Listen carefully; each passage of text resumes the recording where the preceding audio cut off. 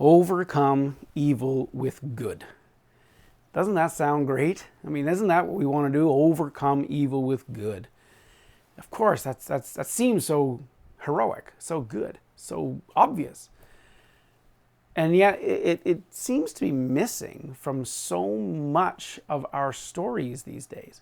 When we look at movies out of Hollywood or comic books or novels or even the heroes of those music melodies that we have. I mean, so often it just seems that the hero, especially in movies, I just find that so often the heroes in those movies are what you might classify as a dark hero, or I think the technical term is an anti-hero. They're not. They have flaws, but we've taken the flaws to such a degree that they're not really great people. They're pretty dark people.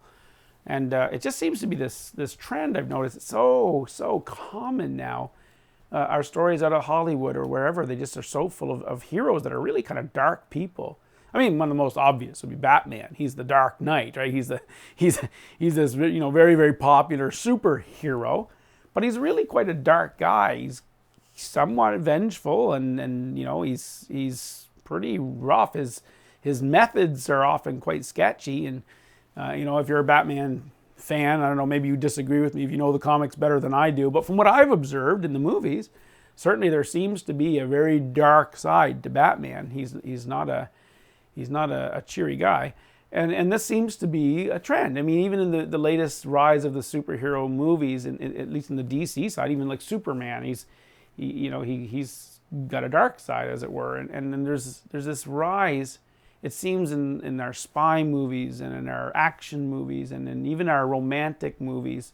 It seems quite often that the heroes of those stories, the centers of those stories they've got a pretty big bad side to them, dark side to them. And I wonder why. Some of the heroes we see in these stories are just basically high-end pragmatists. They're people that kind of like they have a good goal, right? They want to save the world or save the country or save the endangered person, the child or the dog or whatever it is, and so they're out to do the good thing, and they do all these kind of like really not very good things in the process. When you really think about it, the things they're doing aren't good things. But they're doing them in order to achieve this good end. And so we, as the watcher of that movie, we might sort of excuse that and see this person as a hero because their goal is a good goal. And so then we will do what a pragmatist does, and we'll say, well, that good goal means that all the things I do in between now and that goal are justified, right? The ends justifies the means. And so it's okay that you killed these people. It's okay that you wrecked all this private property. It's okay that you were nasty to everybody you talked to because your goal was good. So you might have been a nasty, angry person, but you had a good end.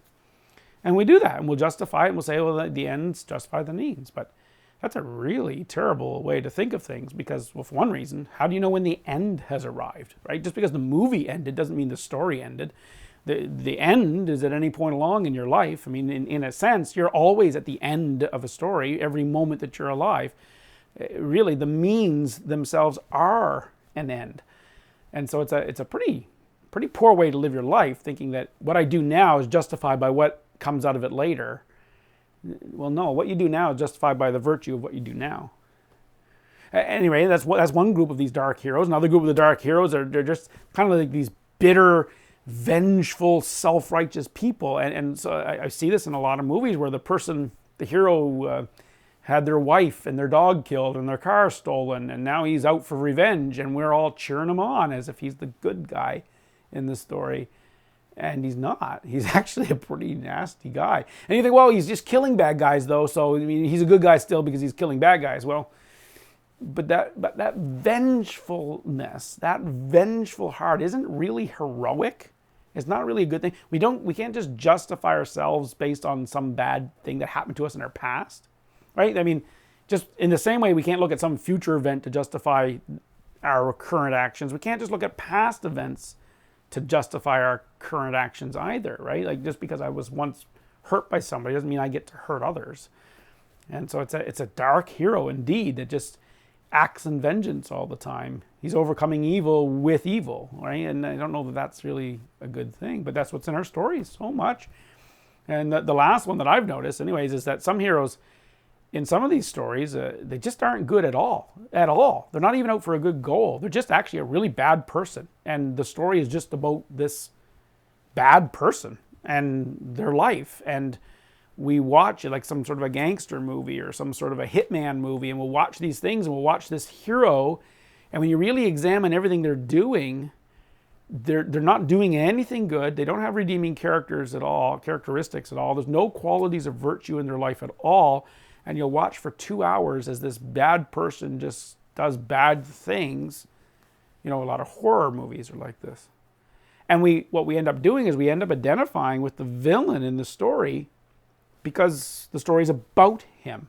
And so we identify and in some way create in our minds a sense that he's the hero. And he's not at all. He's actually the villain.